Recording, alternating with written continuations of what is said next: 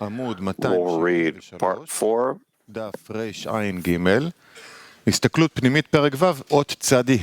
Inner Observation, Chapter 6, Item 95.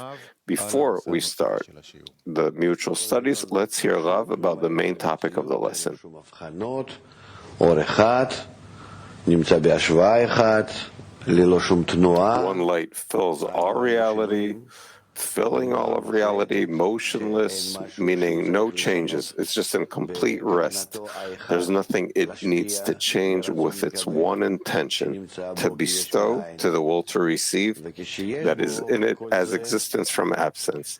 And when all of that is there,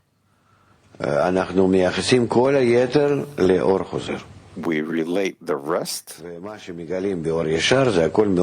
that light, to the reflected light. And what we discover from direct light is from the reflected light. We have the matter, which is reflected light, and the form dressed in the matter is the direct light that we can only discern through reflected light. There is no direct light without reflected light. We can't reveal it.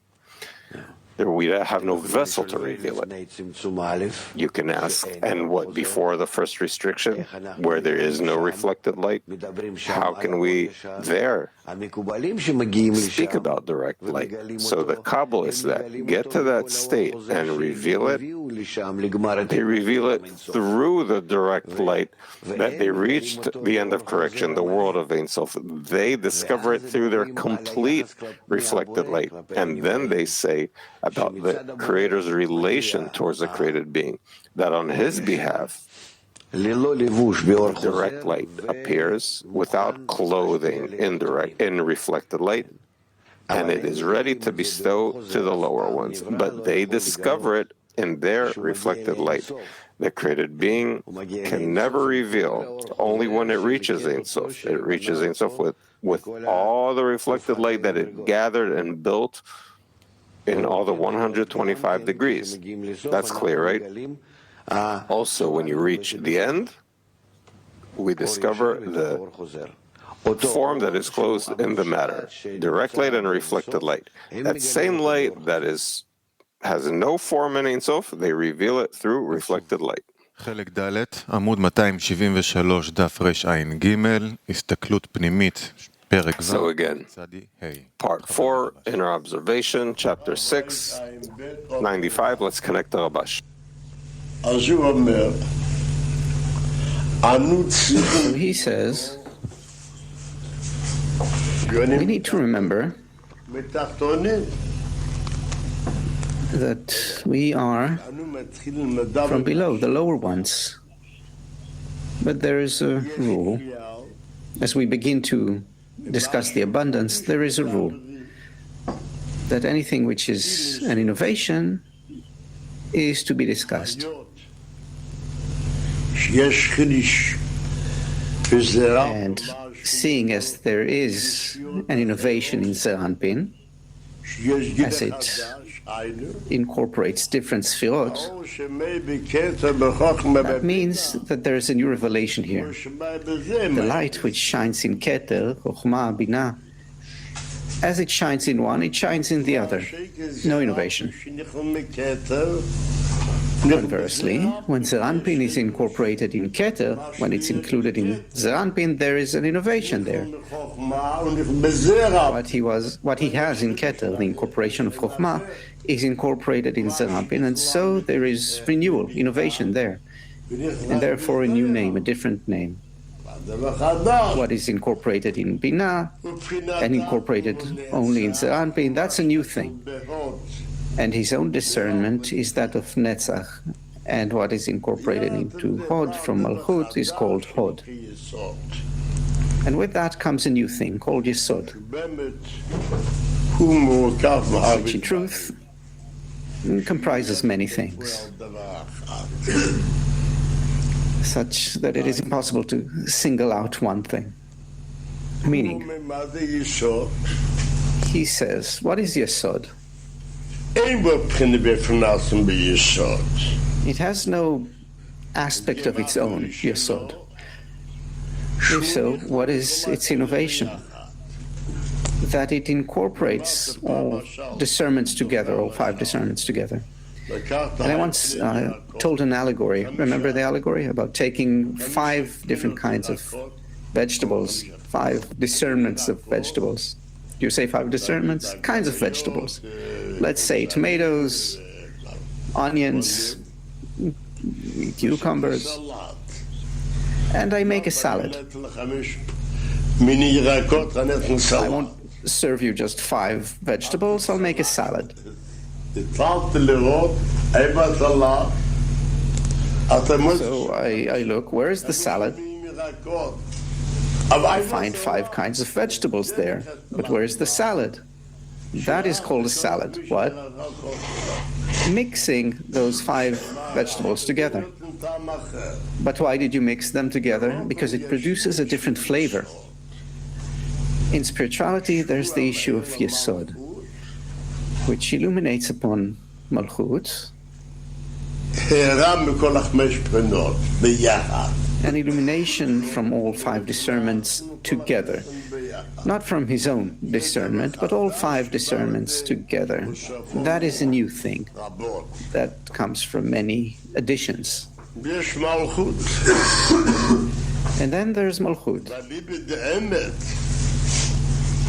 which in truth, according to the meaning of the words of the Holy Ari, all 10 Sefirot, when we speak of the upper degrees, they all extend from the world of Atzilut. We use the same names before that, but the foundation is taken from the world of Atzilut. Yesod. Why? He says that anything we speak of in that world, all the names we give, they are names of this world called the world of correction, meaning it doesn't have the root above from the correction. Even though we speak of things from before the world of correction, it is only to soothe the ear.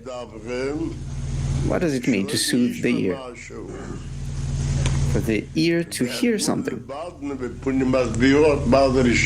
And yesterday we discussed, studying Panim Meirot U'Masbirot, what it means to soothe the ear. It's by the light of the ear, called Sag, that we can learn and know something, but he doesn't interpret it. In general, the beginning is in each and every Sefirah, only from Binah downwards. Even in Atzilut, he says that. I told you. He begins to interpret the world of Atzilut for us, telling us that there is Atik of Atzilut. Atik means ancient. Arich Anpin of Atzilut. Big face. The upper Ima of Atzilut, the upper mother Atzilut of Tvuna, which means wisdom, and that requires clarification. Tvuna is called the first Hey, the first letter Hey in Hebrew.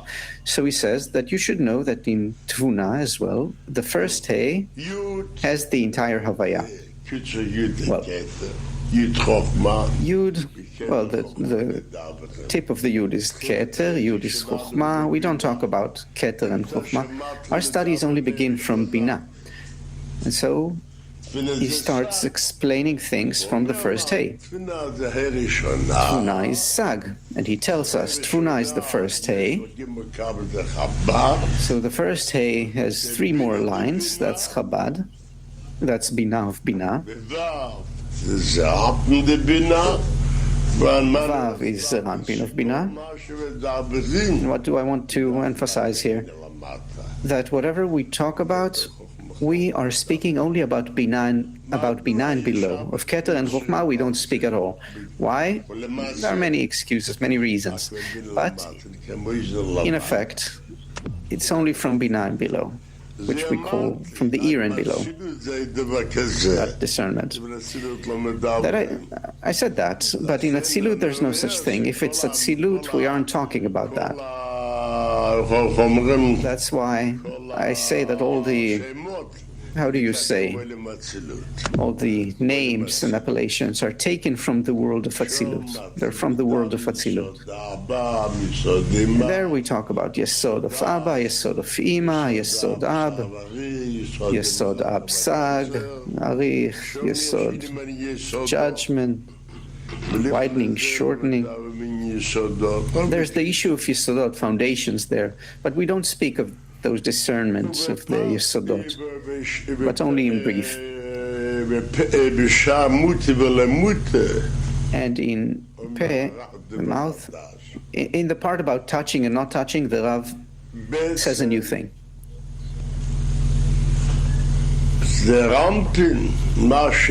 Actually, Zeranpin, when incorporated in Malchut, is called Hod. He asks, if Malchut is called Hod, what is Yesod of Malchut? There are two diminutions. Hod of Ab, illuminated with the light of Chasadim, with the illumination of Chokhmah there. The abundance passed to Yesod of Ab. It had Chokhmah. It had Chasadim with one Yud. When it passed on to Malchut, Chokhmah is now gone. It follows that Malchut, starting from Hod and below, has two diminutions. Hod, called Malchut, has one diminution in the Yesod and one diminution in Malchut. That's why you get confused, I told you. He says that they took the tongue above in the discernment of Hatzilut. If so, they talked about the tongue, the language of Hatzilut, right? And they talked about above Hatzilut. What's your question? How could they connect above Atzilut? How did they attain something from the phase of Binah that they themselves... I understand. Below. He says that in each and every degree, the discussion starts from Binah and below. Keter from Binah and below. Chokhmah from Binah and below. Zeranpin from Binah and below. Each and every degree that you may mention, we are speaking of Binah and below. In Keter, Chokhmah, those are the roots. What's so difficult? Why is it so? He does not explain. In one place, he does explain that the expansion from Rosh to Guf starts from Binah downwards, whereas the eye, called Histaklut Dak, a narrow view in Hebrew, remains above. There are many explanations for this. It means that whatever discernment it is that's being discussed, the discussion is about what's from Binah and below. If you want to know more, we could put it differently. Whatever discernment is being discussed, the discussion is only about Malchut and below. Only Malchut, whatever Malchut attains, that is from Binah and below. So what does it mean when we speak about direct light? You must say that there had to be 4 stages by which the will to receive, called the vessel, which was created by the light, is distanced, removed from the bestower. They say that everything comes from the bestower. He made for us 4 phases, after which we feel that this vessel is far from him. From that, we may deduce that if he made 4 stages by which we are distanced from him, then we need to make 4 actions by which to get close to him. And that is called reflected light. What's so difficult to understand? The 10 Sefirot of direct light are considered a single illumination. They are separated from one another only when they clothe in the reflected light. 95. The third discernment is that the 10 Sefirot of direct light, in and of themselves, are not separated degrees from one another, as when they are clothed in reflected light. Rather, they are regarded as a single illumination. However, when they clothe inside the 10 Sefirot of reflected light, great and enormous differences appear between them. What's written here? 96. What's the title?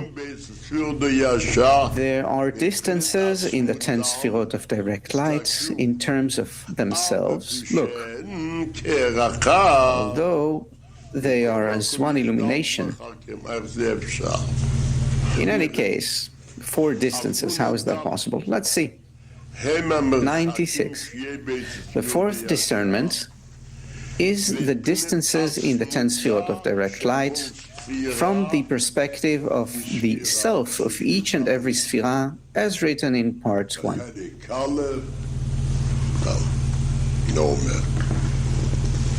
He doesn't say.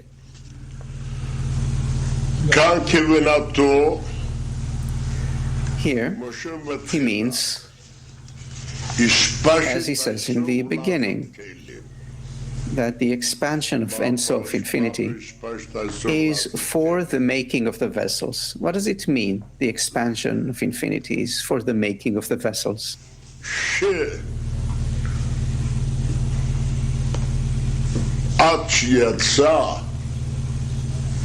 That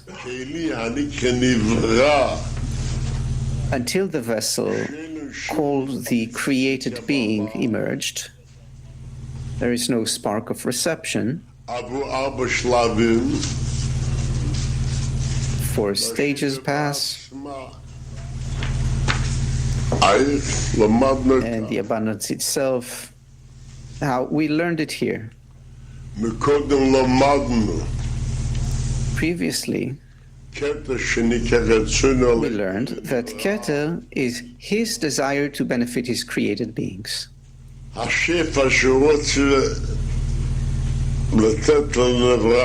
The abundance he wishes to give to the created beings, created something from nothing, the discernment of the receiver. Until then, there was no created being. And this he calls the Sefirah of Chokhmah, which is already removed from the Keter, as here there already exists a receiver. But both the abundance and the reception are made by the upper one. The lower one has yet to do anything.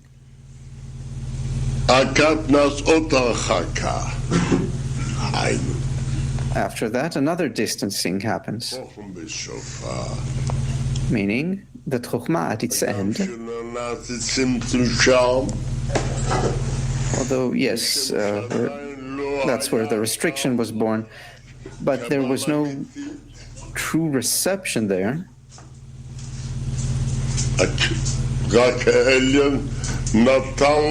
It was only the upper one giving to her. Now nothing remains. She received from the upper one and wants equivalence of 4. So now there is a distance already. Phase 2 exists,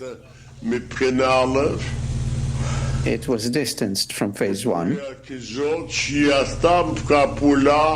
And this action she performed, why did she perform that action? Because she felt as though she was receiving. But from all these bestowals, it didn't turn out that the bestower is called light, wanting to bestow. She was nonetheless still receiving.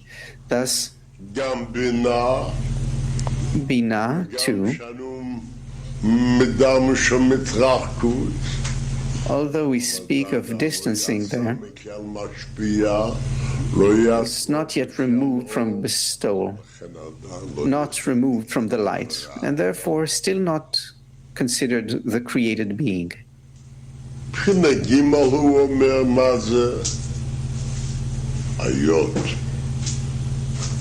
The third phase, what is that?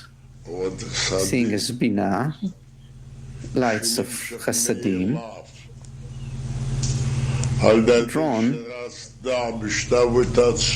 by her wanting equivalence of form, that is cancelled before Bina, like a candle before a torch, and therefore she emerged, has her own reality, own entity, and there's a greater distance then in Chokhmah, but there's the illumination of Chokhmah there already. But Chasadim did not yet emerge, are not yet removed from the bestower to be called the created being. That's only to receive the created being. And after this, it is said that Ein Sof reached phase 4, meaning through to the creation of the will to receive. As we learn, Zeranpin, at its end, wanted to receive the light, but not only in Zeranpin, expansively, to receive the light expansively, by way of Atzilut, as she was in the light of Chokhmah. But here she does not yet have that light. There's only an action taken by the lower one. The lower one yearns. But who wants the lower one to yearn once more? The upper one. His desire is to benefit his created beings. That passed through several stages until coming to a place where she wants only to receive in order to receive and not to bestow anything. It follows that in the direct light itself, we find a lot of distance. And only after that do we learn that Malchut, at its end, also wants equivalence of form. She does not want to receive in order to receive, which is called the world of restriction, that only in order to bestow. And so she continued to draw her light back, drawing her light back. The light returns. We say the desire of the upper one becomes a compelling law, an obligating law in the lower one. We find that when the light returns, now we discern up and down in it, high in importance, low in importance. Since the will to receive is already in the fourth phase. That's the beginning of the reflected light. But now we are learning about direct light. So, we stayed on this page. We need to start 97. 97.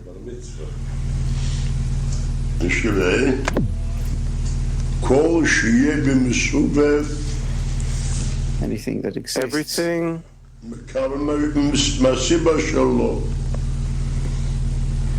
Everything around receives from the reason. So the illumination remains primarily in its cause. And only a branch of it is imparted to the consequence. 97. The fifth discernment.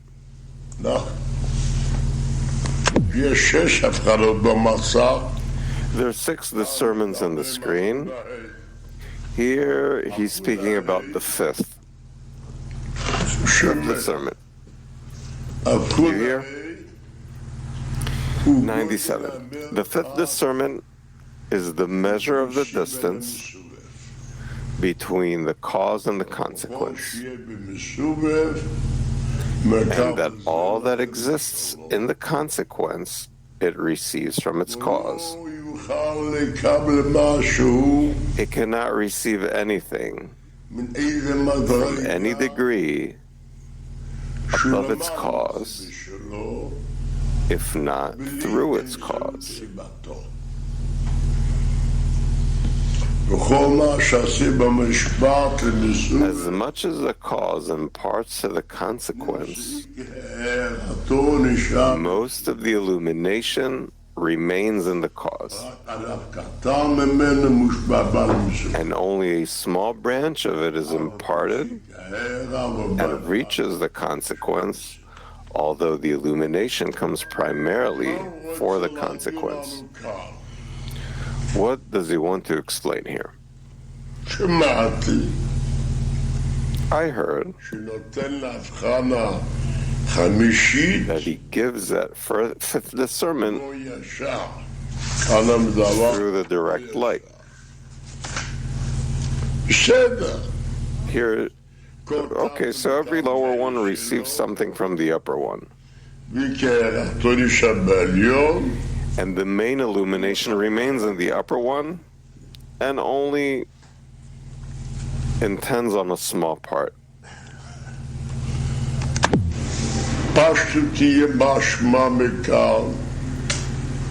We understand that the expansion from here will be that the first degree of direct light, it's revealed where? From the Keter. How do I know it's revealed from the Keter? Who is the first receiver? Who's called phase 1?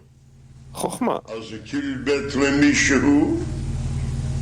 So here it's as if something second from someone else. We call it Keter. Doesn't matter the name, just that he is the first.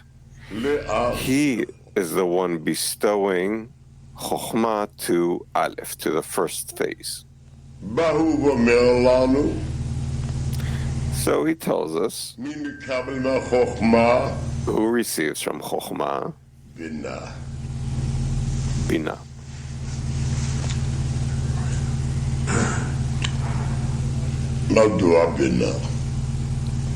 Why Binah? Who is the cause that a discernment of Binah will be in the world? Chokhmah. Chokhmah at its end felt that it is a receiver, and since every branch wants to resemble the root,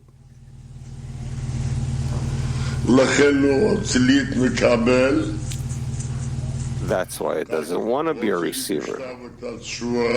It only wants to remain in equivalence of form. So let's say the light of mercy comes, meaning the abundance, on that vessel called Binah.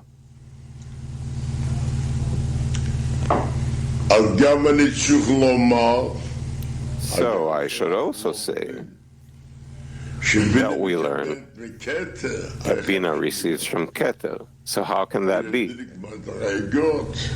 What are we skipping degrees?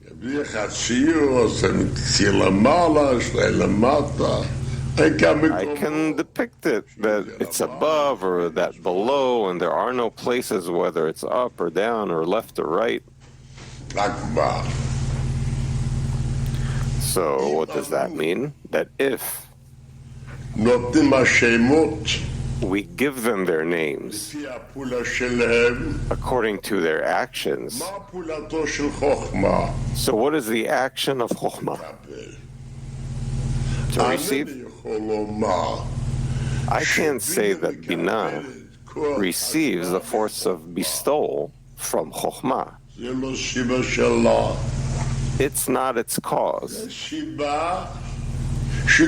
That's the reason that she wouldn't want to receive, just as she does receive. That's why we are relating it to Keter. But who does she receive it from? From Chokhmah. And we must say that the main mercy also remains in Chokhmah.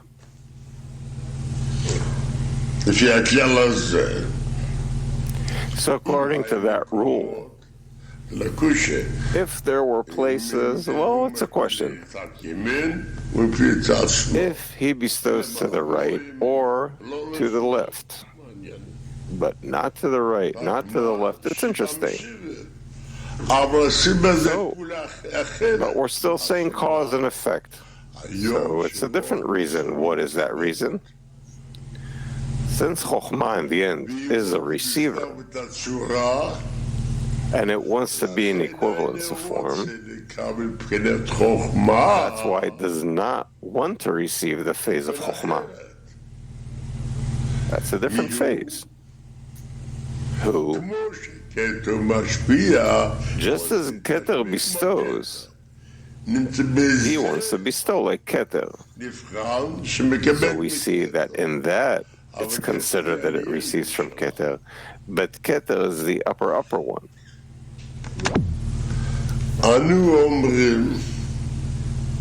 We say there's one light. In the light,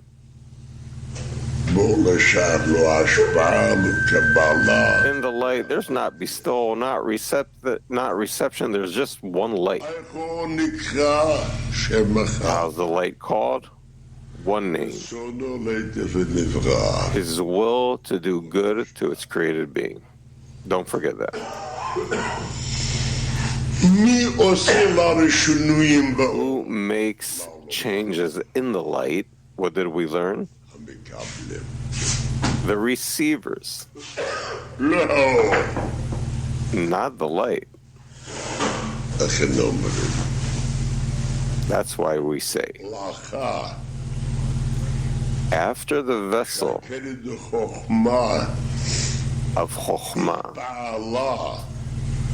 was inspired by the sensation it got from who? From the desire to do good, the desire to bestow. She got something from that. Those are called two discernments. One, she received from the upper force without asking in advance.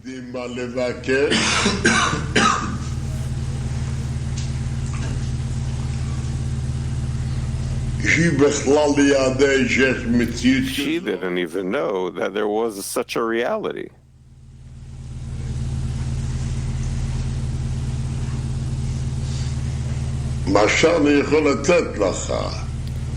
I'll give you an allegory. We need to believe that the earth is filled with His glory. Well, everyone could believe. So what do you have to give up for this?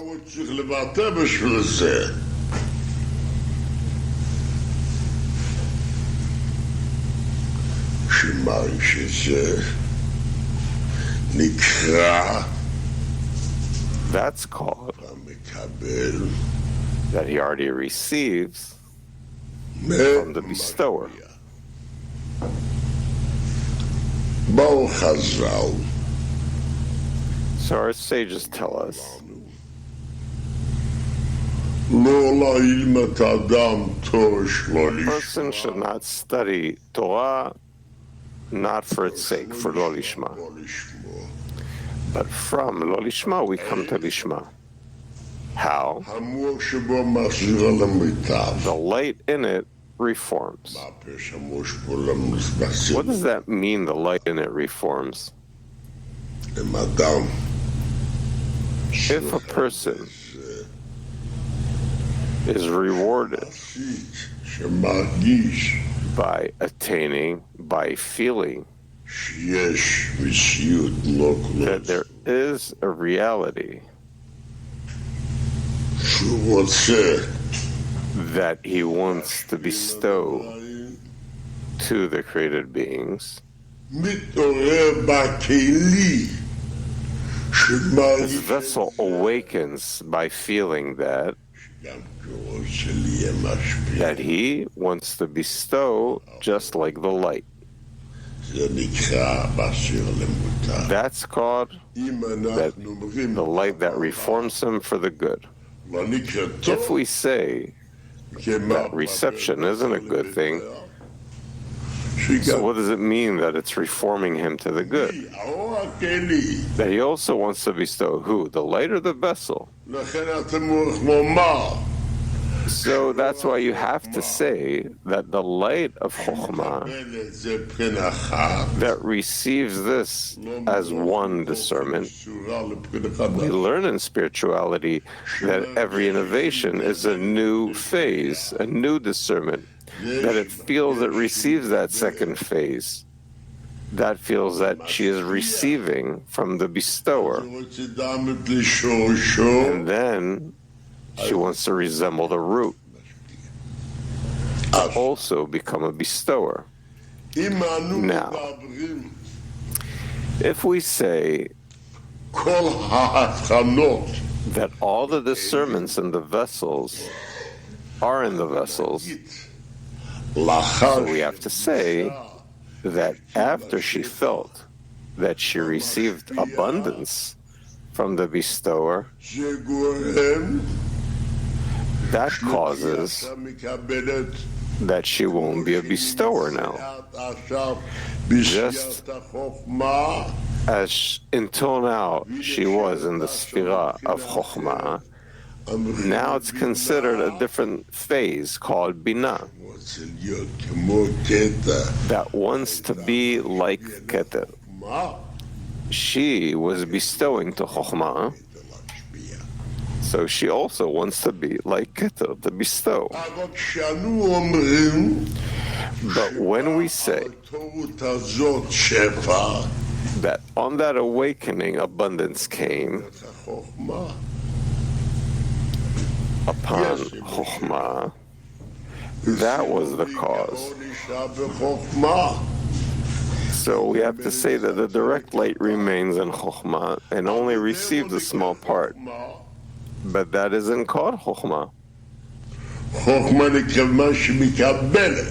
Chokhmah is what it receives. And here it's the opposite. It's the light that is revealed on the awakening of bestowal. So it's two things. I'm speaking about the light of Chokhmah. I'm speaking about a vessel that feels that there is light. What is light without someone who feels it? What? Who? What? 98.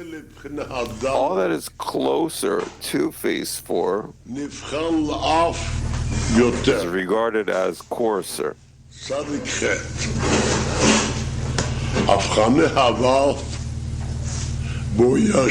Indirect light, in the discernment of the proximity of phase 4, the closer it is to phase 4, the lower and coarser it is considered. הבחנה זו חידוש. This discernment and innovation begins in the 10 Sefirot of the direct light only from the restriction downward, when phase 4 became a vacant space.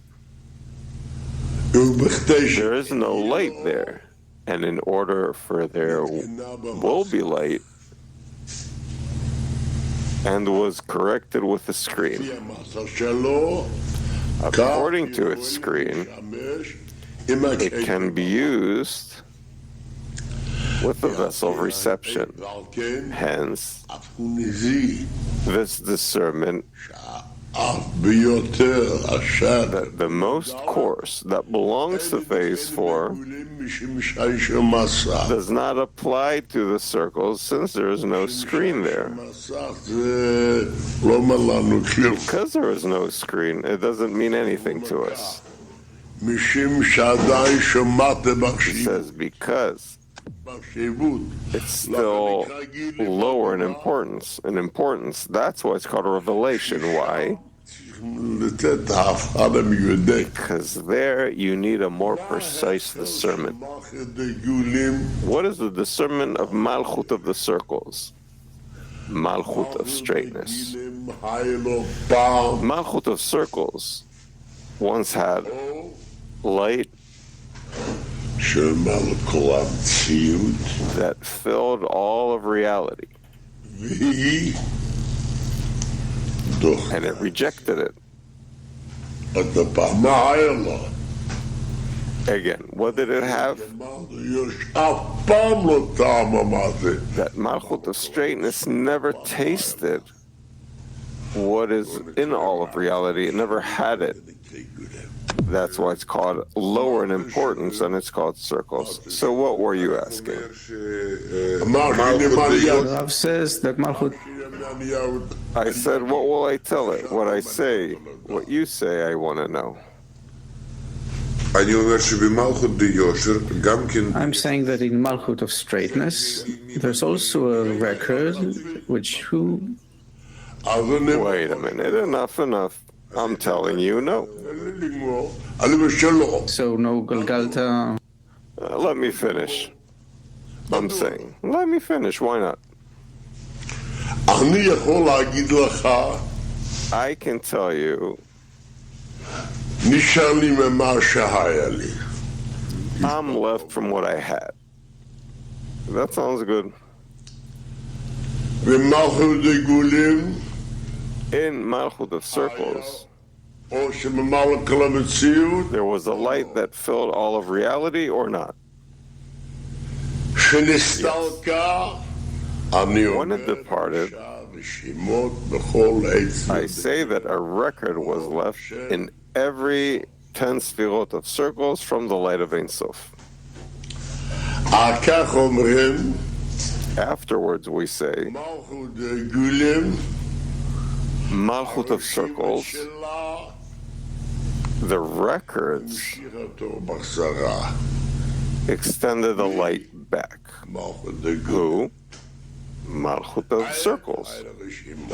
How? It had records. Malchut of straightness in reality, was it there? Not yet. When do I say Malchut of straightness?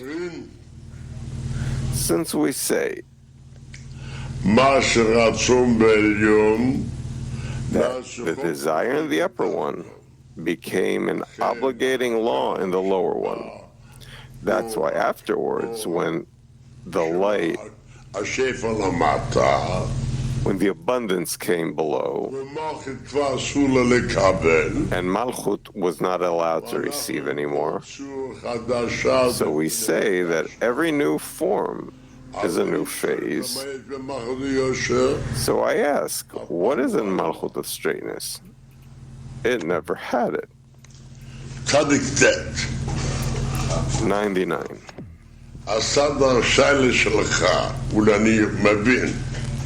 Your question, maybe I understand it.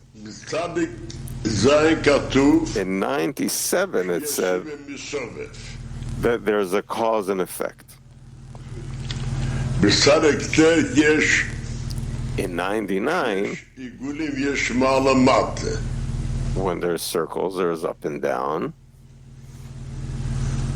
אז הוא אומר מעלה מטה. So he says, above and below belongs to being after the restriction.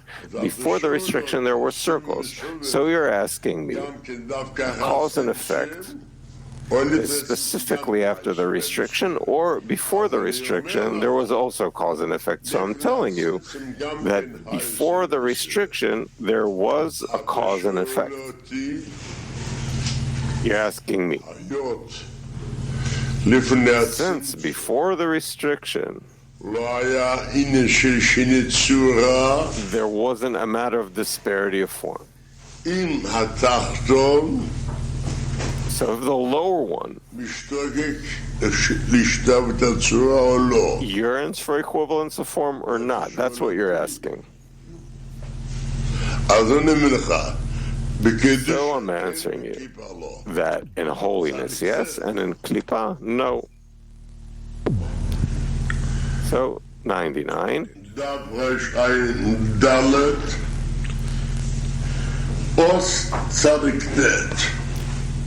99. Here he's not saying anything, he's just summarizing. All these above the sermons, except for the last, apply to the 10 Sefirot of direct light.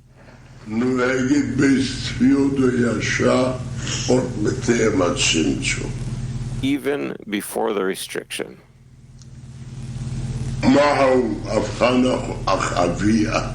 What is the sixth discernment? That whatever's closer to phase 4 is worse. Meaning, if I say that phase 4 is worse, so everything that's closer becomes worse. But if I say that before the restriction, so it's not called that it's worse. When I speak of that discernment, is that clear or not? So here he says, all these above the sermons except for the last, which is the sixth discernment. They apply to the 10 Sefirot of direct light even before the restriction, even though we have no attainment whatsoever prior to the restriction. So the Ari says here, why before the restriction is it called Ein Sof? Because we're already limited after the restriction. Nevertheless, the upper one is still studied from the lower one. Remember these discernments well, and let them not move before your eyes when you engage in the study of the wisdom. So here,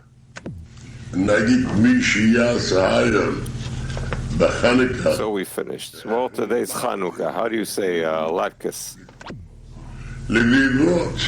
Fritters. Yeah. So,